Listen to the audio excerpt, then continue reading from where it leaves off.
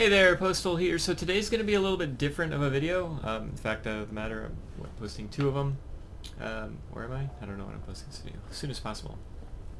I'm not going to have any gameplay today. I'm simply going to be talking about the American line. So obviously we've got Martian Nations going on. If you're hoping for gameplay, then sorry, this isn't the video for you. But I do want to talk about the tech tree itself for the Americans, and that way you're able to try to use this week to its fullest and take advantage of the American discounts. We're looking at the P-40 Warhawk here, classic American fighter, and we're just going to go down the tech tree from left to right here. So we're going to start with the fighters. This particular line, I mean, historically, is like there's those pangs of emotion with this line, having the P-51s, and then going all the way to the Sabre. So there's that aspect of it, of course. But as far as gameplay in World of Warplanes is concerned, this line up until Tier 8, up until Tier 9, I should say, isn't really well liked as far as gameplay is concerned. They're not very maneuverable. They've got pretty weak guns. Their saving grace is their incredible altitude performance and their very high speed for prop planes. And then once you get to the F-86A, you keep all that altitude performance. You double down on altitude performance. You double down on airspeed. You still have the same guns, which is definitely the weakness of if there's a weakness to the Sabre. But you're so fast and so high alti, and on top of that, you've gained a bunch of maneuverability that you never had on this line, to the point that you're basically a turn fighter. So really, really good line. If you enjoy the P-51s, if you enjoy the Mustangs, which I did, you'll definitely like the line, because the Mustangs are kind of the weakest part of the line. They're from Tier 6 and 7. In my opinion, the Tier 6 and Tier 7 are probably the weakest of the line there. But yeah, so they're kind of confined in their abilities, and then it really opens up once you get to Tier 9 and Tier 10. Very good line, in my opinion, to go down. More for the end than the middle, but I still like the middle as well. You can jump off the P-51H to the F-6U, which is basically, a cannon fighter that you never had on the rest of the line. So the F-6U Pirate has 4 20mm cannons. I really, really enjoy this plane. It is super fast. It's kind of like a multi-role, to be honest, as far as altitude performance is concerned, and definitely as far as maneuverability is concerned. It's got those nice cannons. It's nice, different gameplay style than you have from everything before it.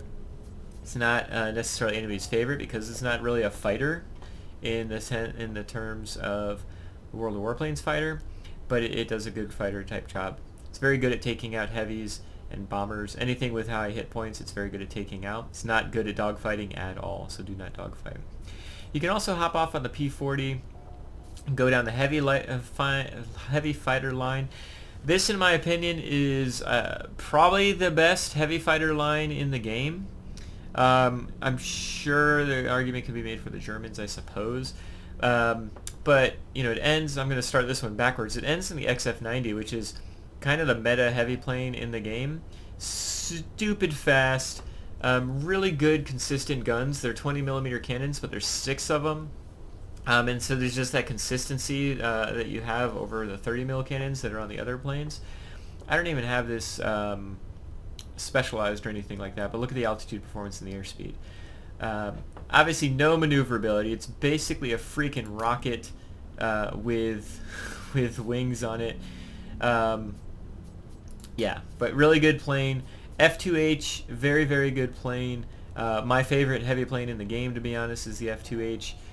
XF-5U, the Pancake, really fun plane. It's not necessarily, like the best Tier 8 heavy fighter in the game, but it's still a solid Tier 8 heavy fighter. All these planes have 20mm cannons, and so they're not like the heaviest hitting planes, but they're well-rounded heavy fighters, and you can definitely impact a match with those type of planes. Down on the lower end from Tier 5 through 7, The P-38s are some of the best heavy fighters in the game, tier for tier especially. You've got a lot of ground ordnance, especially with the P-38J, a lot of gun armament, especially for the tier, and they're pretty maneuverable. So really well-rounded planes on the P-38s. Plus, again, they're lightnings, like they're quintessential like nostalgia. The F-7F is kind of the lame duck of this line, I'd say. It's definitely not a light plane. Actually, when I first flew it, I didn't necessarily mind it. Now that I've gotten better at the game and I've gone back to it, I actually dislike it. But really, I think you need to play it more like a multi-role. It's pretty maneuverable for a heavy. And it just the way that it flies, it's not really, to me, doesn't seem like it's a heavy. It's got heavy hit points. It's got heavy gun armament. But it's just kind of weak compared to some of the other Tier 7 heavies. Not that there's just a bunch of strong Tier 7 heavies in the game, but this one's kind of the one that most people in the game have to just kind of grind through to get to the really good planes up higher. So you've got really good planes here, really good planes here, here. The pancake can be meh, but overall it's a strong line. And you'll definitely won't mind when you get to the end. There's two multi-role lines, which I really like, although they kind of swap at the end. It's very odd. The more popular of the two lines ends with the F7U. This is the more maneuverable of the two lines. It starts off kind of wonky, and to be honest, everything from Tier 4 and below in this whole grouping is kind of cluttered together. Like, nothing really stands out. They're just kind of workhorses, and this goes for every plane at Tier 4 and below in the Americans. They just kind of, get the job done, but aren't like necessarily outstanding planes. Like, nobody's flying around in a F2A going, this is the best Tier 4 plane in the game. It just, it's just what it is with the American lines. Tier 5 is when things start to separate. The F4F and above gets more maneuverable, more maneuverable, more maneuverable. The F2G, just absolutely love that plane. So what's really great about this American multi-role line, actually both American multi-role lines, is they can do a lot of ground damage. Just huge bombs, lots of rockets, whatever you need. This particular line, it has 20 millimeter cannons and is pretty maneuverable. And so because of that, you have the ability to dogfight as needed. I mean, the freaking Super Corsair is one of my favorite planes in the game. Really quite maneuverable. You get this huge 1,600 pound bomb, and 8 rockets. You do exactly what a multi-role needs to do. You are a true multi-role, right? And then you kind of get all wonky, and not in a bad way, but it doesn't. You lose consistency. So like all the way up to Tier 8, very consistent gameplay, and then it's kind of thrown out the window with the F-94D, which has a freaking Vulcan cannon on it and air-to-air rockets, and doesn't do anything versus the ground. And you're like, okay. Really good plane, though. A lot of people's favorite plane in the game. It's such a fun plane. Great airspeed, like just airspeed coming out its freaking butt. But it loses all that maneuverability that you were used to. And then you've got that laser pointer, I call it, of a gun that just melts things. So, yeah.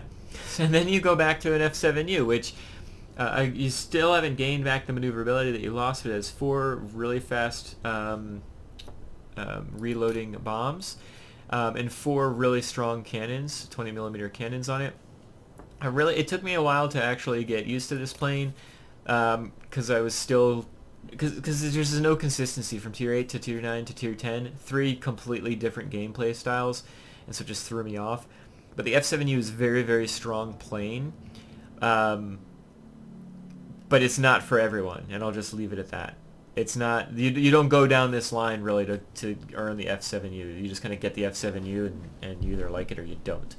You mainly go down this line to get the F-94D because, I mean, who doesn't want a frickin' Starfire? But the F2G, in my opinion, is probably the best plane in this line. Down the other multi-role line, this is kind of the multi-role line that gets left behind. It's very much you should play them like ground attack planes that have a heck of a lot more speed and better altitude performance than a ground attack plane. These keep the same 50 cal machine guns.